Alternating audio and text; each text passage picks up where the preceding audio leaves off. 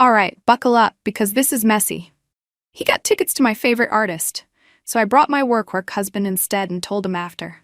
Yeah, I know how it sounds, just hear me out. It's not like I planned for everything to blow up the way it did. Things just happened.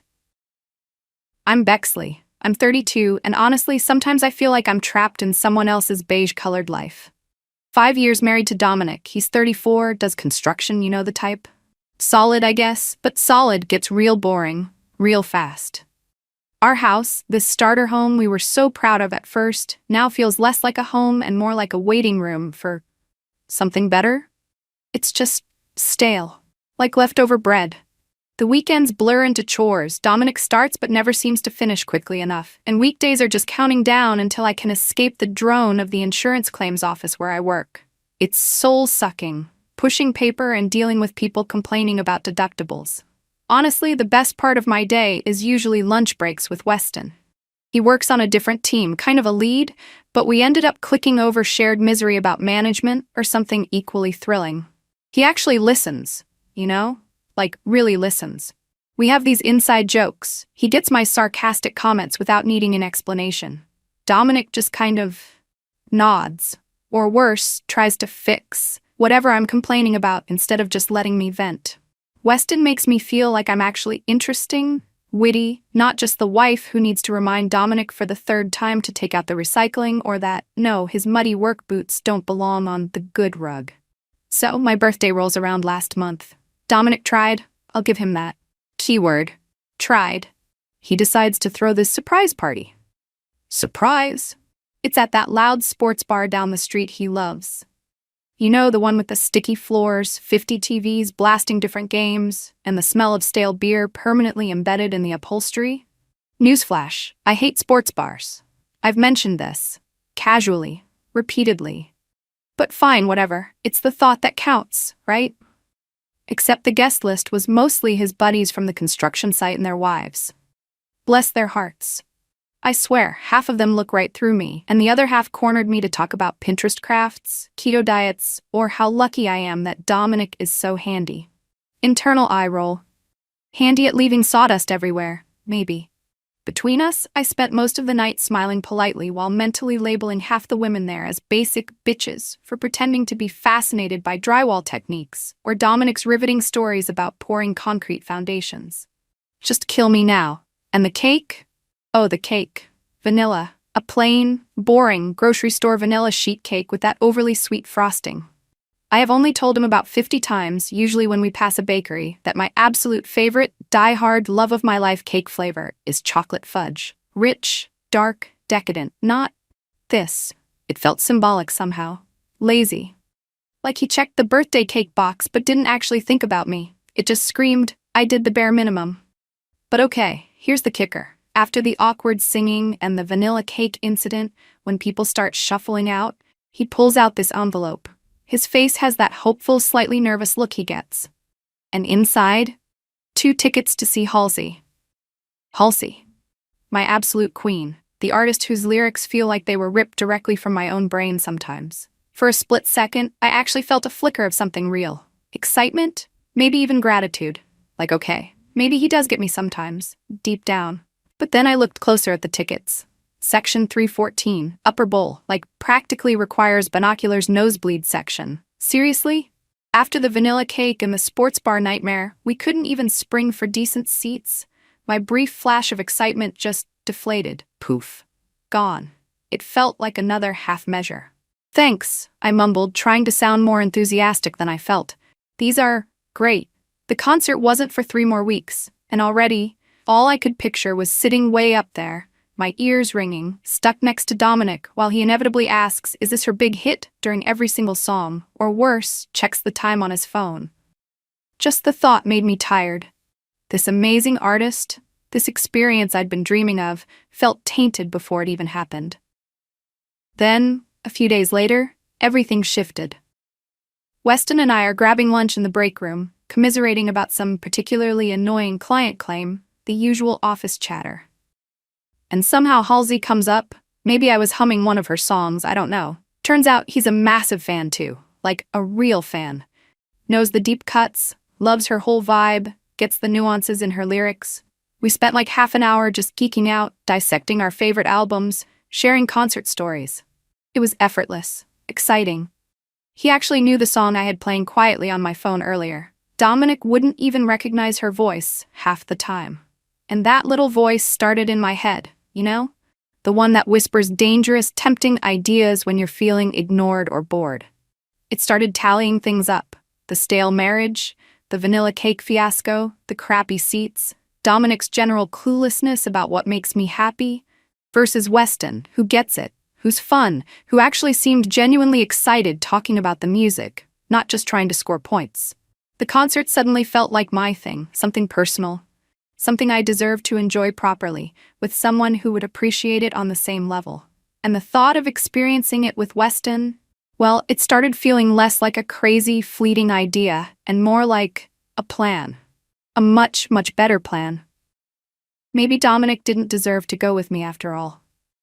Maybe this was how the universe was correcting the cosmic error of the nosebleed seats. The next couple of weeks were interesting. I found myself spending more time talking to Weston, lingering by his desk, extending our lunch breaks just a little. It wasn't anything overt, just testing the waters, seeing if that concert connection was real or just a fluke. He mentioned Halsey again, how he missed her last tour because tickets sold out instantly. Bingo. The seed was planted, and now it was sprouting roots. I started subtly dropping hints about how Dominic wasn't really that into her music, how he was mostly going for me. Just laying the groundwork, you know? Making it seem less like a betrayal and more like logistics. Meanwhile, I got clever with my phone, or so I thought. I went into my Instagram settings and created a close friends list for my stories, but instead of adding my actual close friends, I basically added everyone except Dominic and a couple of his family members who follow me. Sneaky, right? I figured I could post concert pics without him seeing them. It felt like a little thrill, having this secret digital life he wasn't privy to. It was my space. About a week before the concert, I put the plan into action. I came home late one evening, looking stressed. Easy enough to fake after a day dealing with insurance adjusters. I sighed dramatically, rubbed my temples. You are not going to believe this, I started, launching into a fabricated story about a massive urgent project that had just dropped, requiring an all-hands-on-deck, overnight session right on the night of the concert. Mandatory. No way out. I laid it on thick. The demanding boss, the impossible deadline, the potential career implications if I didn't pull my weight. I even threw in some technical jargon I barely understood myself to make it sound legit. Dominic bought it, mostly. He looked disappointed, sure, but more in that resigned way he gets. That sucks, Bex, he said, rubbing my shoulder. Are you sure you can't get out of it? I shook my head mournfully. No chance.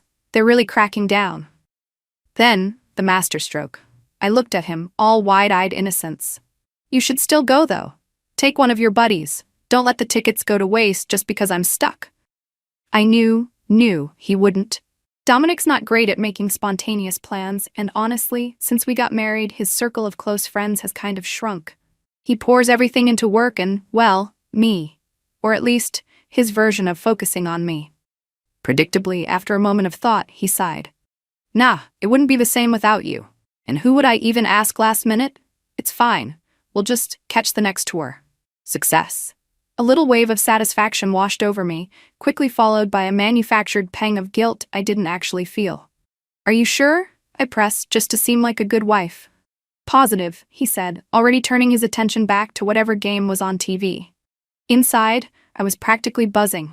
Just as I thought, I crowed silently. He doesn't have anyone to go with. My little manipulation had worked perfectly. He'd basically given me permission. The second he seemed distracted, I grabbed my phone and slipped into the bathroom. Heart pounding a little. Adrenaline, I told myself. I texted Weston. Crazy story. Dom has to bail on the Halsey concert, work thing.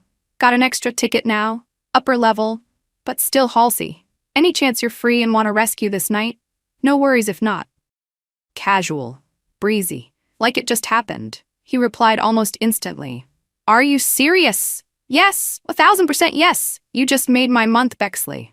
Relief flooded through me, quickly followed by a giddy excitement. This was happening. I told myself it wasn't really wrong. Dominic couldn't go. He told me to give the ticket away, basically. Weston loved Halsey. It would be a crime to let that ticket go unused. See? Perfectly logical, perfectly justifiable. I was just being resourceful. The night of the concert felt charged from the moment I started getting ready. I stood in front of my closet, pushing past the usual safe choices, the stuff Dominic always said he liked. Tonight wasn't about safe. I pulled out that black dress, the one with the slightly lower neckline and the slit up the side that I hadn't worn in ages. Paired it with heels I could barely walk in, but damn, they made my legs look good. More makeup than usual, darker eyeliner, an extra spritz of that perfume Weston once complimented. As I was finishing up, my phone buzzed. Dominic. Hope the work thing isn't too brutal. Thinking of you. Love you. I glanced at it, felt a tiny, annoying twinge of something. Guilt, maybe? And quickly silenced it, tossing it into my purse. Going dark, crazy deadline. Love you too. I texted back quickly, not even really reading his message. Gotta maintain the cover story. Meeting Weston outside the venue felt electric. He looked good too, ditching the usual office khakis for dark jeans and a band tee, not Halsey, thankfully. That would be too much. Wow, Bexley, you look amazing, he said, his eyes doing a quick up and down that made my stomach flutter. You clean up all right yourself, Weston? I laughed, maybe a little too loudly. The energy walking into the arena was insane. The buzz of the crowd, the thumping bass from the opening act, the shared anticipation, it was everything I'd hoped for. Amplified by the fact that I was there with him, not Dominic. We found our seats. Yeah, they were high up, but honestly, I didn't even care anymore.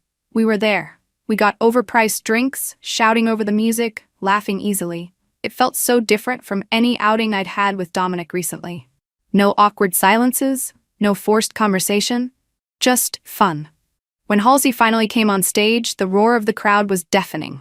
Weston grabbed my hand instinctively, pulling me up to my feet, and we just screamed along with everyone else.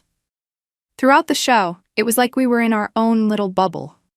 We knew every word, singing directly to each other during our favorite verses, laughing when we both messed up a lyric. He bought me another drink without me asking. I found myself leaning into him slightly, sharing observations about the light show or the guitarist. My phone buzzed a few times in my purse, probably Dominic, but I ignored it. Tonight was about me. About this.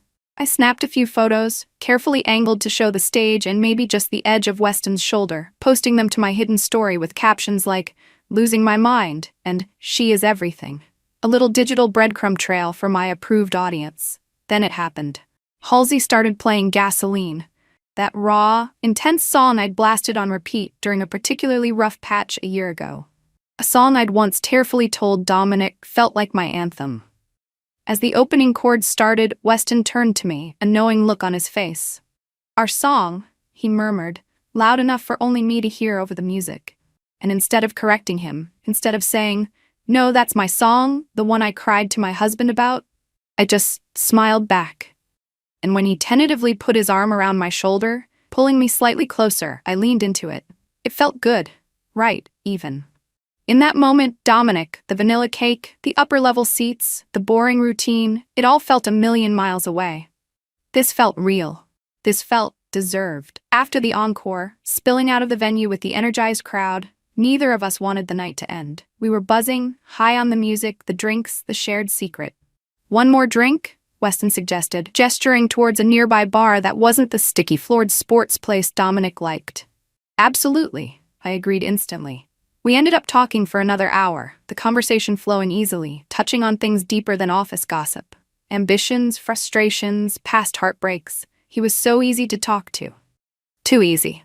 He walked me to his car. He'd driven, since I'd taken a rideshare to maintain the stuck-at-work illusion.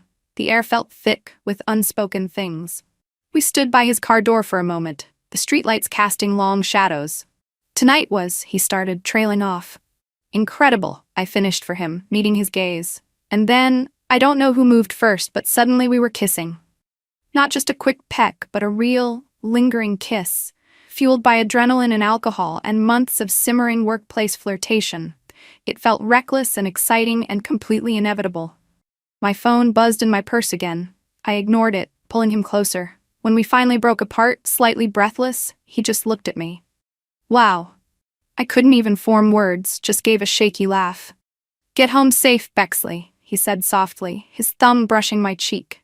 I practically floated to the rideshare I called, my mind racing. I told myself it was just the concert, just the drinks, just getting carried away. It didn't mean anything.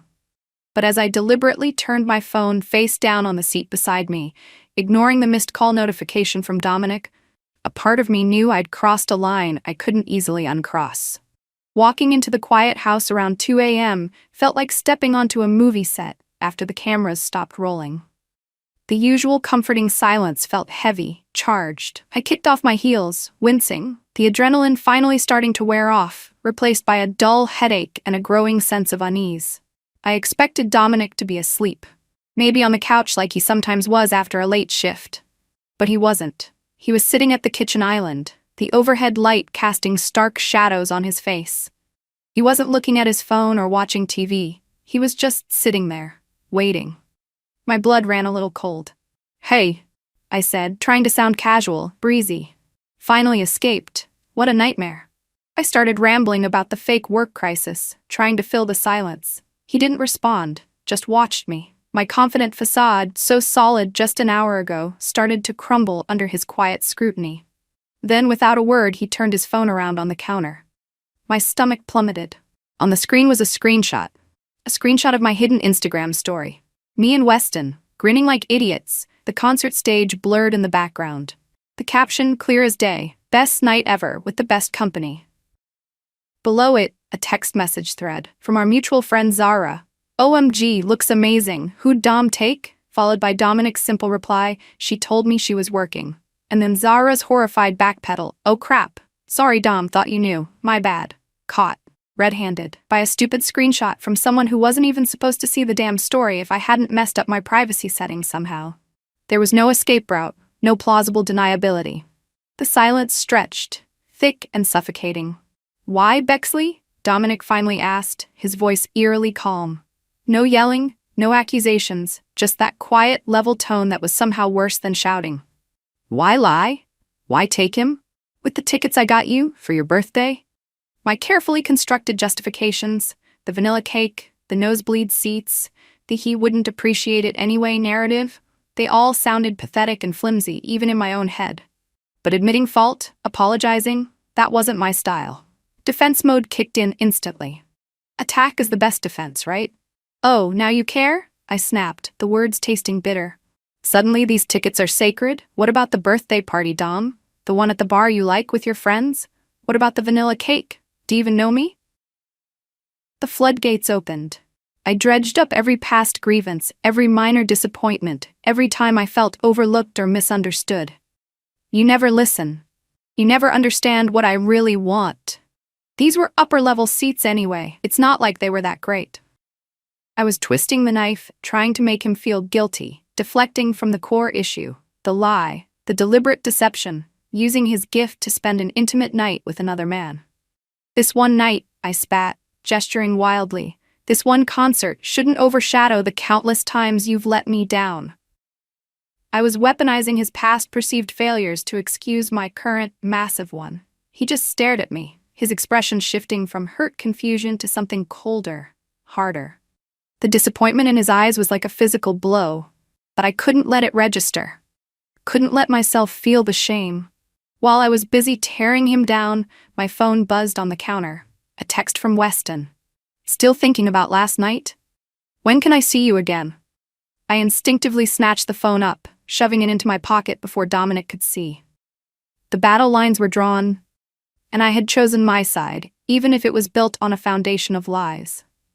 The weeks that followed were brutal. Not in a loud, explosive way, but in a slow, suffocating freeze-out. Dominic became a ghost in our own home. He was polite, distant. He started staying later at his construction job, coming home smelling like sawdust and exhaustion, eating dinner in silence, and then disappearing into the spare room he'd started sleeping in. No more arguments, no more attempts at his dreaded talks. Just ice. He started reconnecting with old friends, guys I barely knew, going out on weekends while I sat stewing at home. And instead of recognizing the profound hurt I'd inflicted, instead of seeing his withdrawal as a consequence of my betrayal, I just got angry. resentful. How dare he give me the silent treatment? How childish. I complained to my one remaining close friend, Zara was definitely off the list, about how sensitive he was being, how he was blowing everything out of proportion.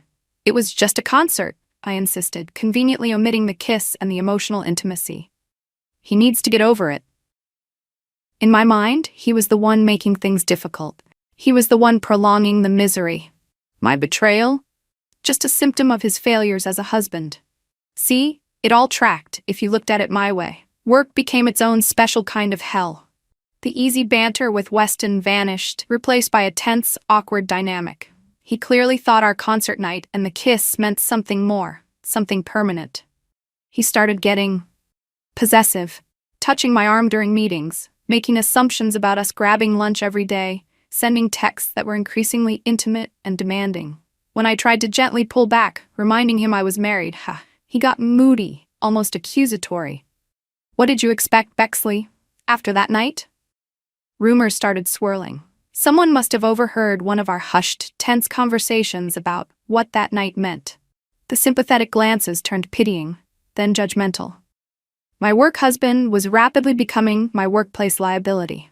The final blow came on a Tuesday morning. I walked into the kitchen after Dominic had already left for work, expecting the usual tense silence. Instead, there was an envelope on the counter. Thick, official-looking. My name typed neatly on the front, divorce papers. Just like that, no final confrontation, no dramatic scene, just paperwork. Cold, legal, final. Instead of the soul-searching or regret a normal person might feel, sheer outrage surged through me. How dare he?